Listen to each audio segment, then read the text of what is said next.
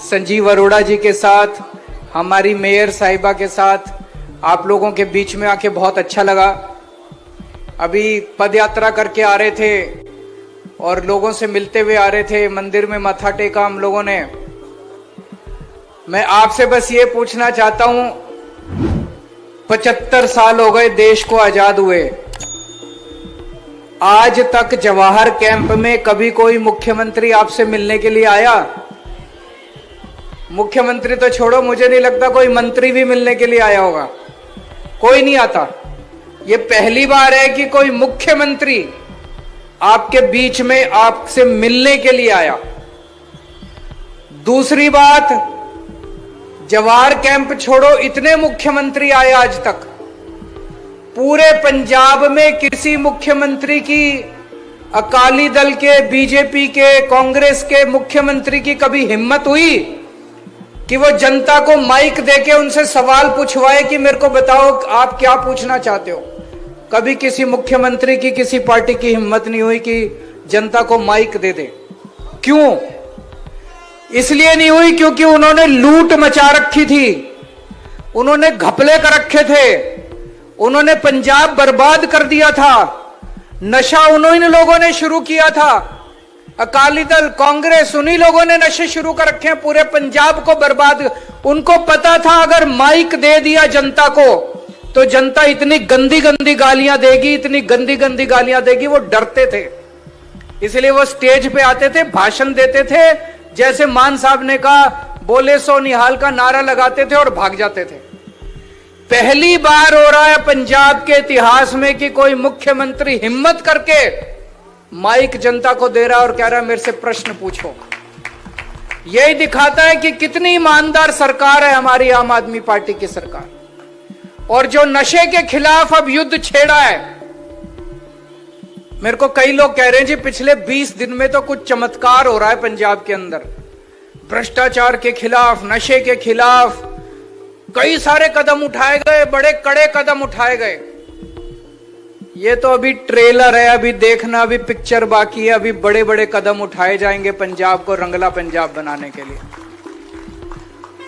नशे के खिलाफ जो ये युद्ध छेड़ा है, पहले नशे का धंधा ये पार्टियां करती थी, बड़े बड़े इनके नेता शामिल हैं, उनको बख्शा नहीं जाएगा। अभी आने वाले दिनों में देखना कितने बड़े बड़े लोगों के खिलाफ कार्रवाई की जाएगी, किसी को नहीं बख्शा जाएगा। पहले ये लोग धंधा करवाते थे नशे का, हम लोग धंधा नहीं करवाते। हमारा कोई मंत्री, कोई एमएलए, कोई मुख्यमंत्री हमारा नशे के धंधे में शामिल नहीं है।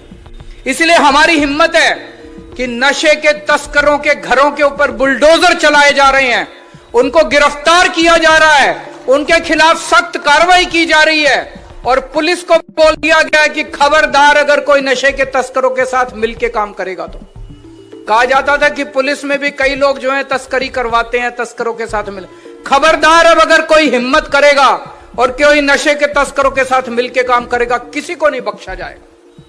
हमारे बच्चे बर्बाद हो रहे हैं, हमारी पूरी पीढ़ी बर्बाद हो रही है। पाकिस्तान से आता है ये सारा नशा, वहां से ड्रोन आते हैं, वो बॉर्डर के ऊपर पैकेट फेंक के जाते हैं और वहां से हमारे बच्चे उसको पकड़ के, हमारे नशे के तस्कर उनको पकड़ के और उसको पूरे पंजाब में डिस्ट्रीब्यूट करते हैं। अब जब से यह कार्रवाई शुरू की है, कड़ी कार्रवाई शुरू की है, पाकिस्तान भी बुरी तरह से छटपटा रहा है। अब जब उनका ड्रोन आके फेंक के जाता है, कोई उठाने वाला नहीं मिल रहा उनको, पाकिस्तानियों को कोई नशा बेचने वाला नहीं मिल रहा। आपका सहयोग चाहिए। अब जब तक 3 करोड़ पंजाबी इकट्ठे होके नशे के खिलाफ आवाज बुलंद नहीं करेंगे, हम अकेले सरकार नहीं कर पाएगी। आपके इलाके में अगर कोई नशा बेचने के लिए आया, पुलिस को बताओ, डरने की जरूरत नहीं है, उसके खिलाफ कार्रवाई की जाएगी, उसको बख्शा नहीं जाएगा।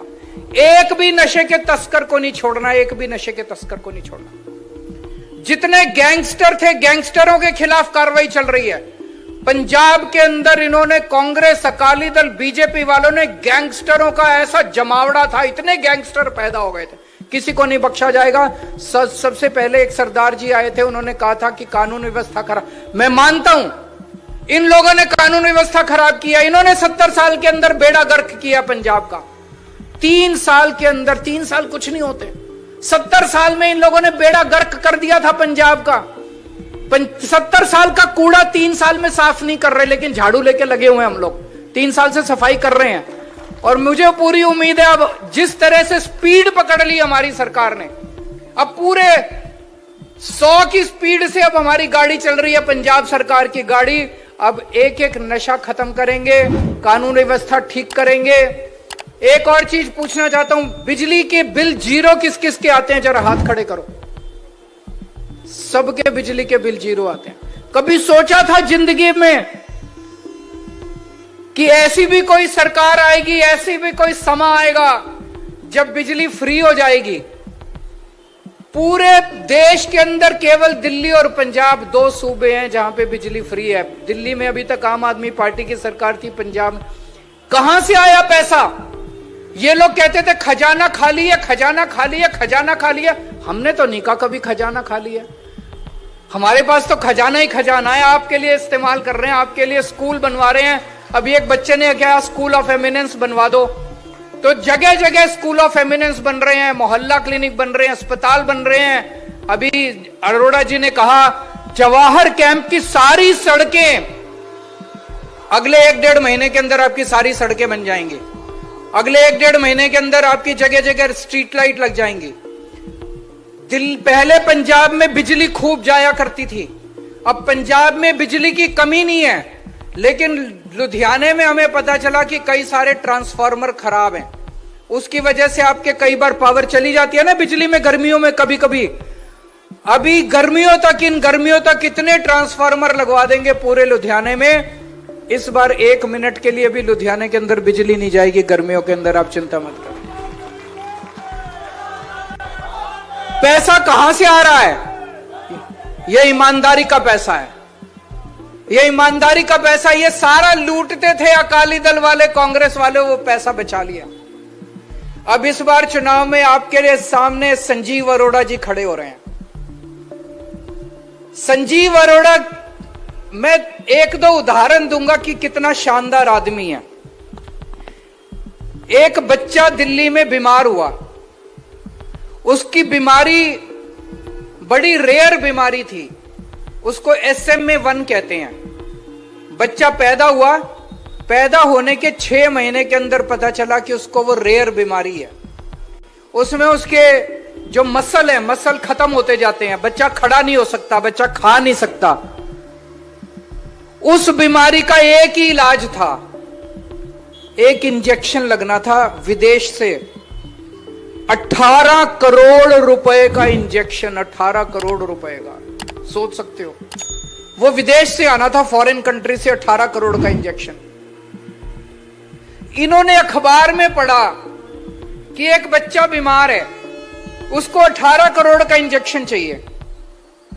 अगर किसी आपके भी बच्चे को 18 करोड़ का इंजेक्शन होगा, आप सोचोगे मैं कहां से लाऊं? आप तो फिर भगवान से बस दुआ कर सकते हो, और तो कुछ नहीं कर सकते। संजीव अरोड़ा जी पंजाब से दिल्ली गए, उसके घर गए, उसके डॉक्टरों से बात की, अपनी तरफ से 2 करोड़ रुपए दिए। पंजाब, उन्होंने अखबार में इश्तिहार दिया, पूरे देश भर से बड़े बड़े एक्टरों से, हीरोइनों से, बड़े बड़े अमीरों से पैसे इकट्ठे करे। 18 करोड़ रुपए का इंजेक्शन लाके उन्होंने उस बच्चे को लगवाया और उसकी जान बचाई उन्होंने। ये कोई आम आदमी नहीं करता, ये वही करता है जिसके दिल में गरीबों के लिए, बीमारों के लिए, इंसानों के लिए दर्द होता है। आप सोच के देखो, अभी तो ये आपके MLA बने नहीं है, अभी तो ये चुनाव जीते नहीं है, अभी से ये आपकी सड़कें बनवा रहे हैं, अभी से ये लग के आपकी स्ट्रीट लाइट्स बनवा रहे हैं। जिस दिन जीत गए तो ये पता नहीं आपका क्या उद्धार कर देंगे, आप सोच भी नहीं सकते।